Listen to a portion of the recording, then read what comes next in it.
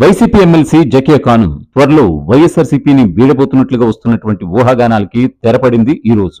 ఎందుకంటే అసెంబ్లీ సమావేశాలు స్టార్ట్ అయిన దగ్గర నుంచి చూసుకుంటే గనక ఆ పార్టీ ఎమ్మెల్యేలు కానీ ఎమ్మెల్సీలు కానీ ఆ సమావేశాలను బహిష్కరించిన వేళ రెగ్యులర్ గా మండల సమావేశాలకు వెళ్ళడం. ఎందుకంటే ఆమె డిప్యూటీ చైర్పర్సన్ గా కూడా ఉన్నారు మండలికి సంబంధించి.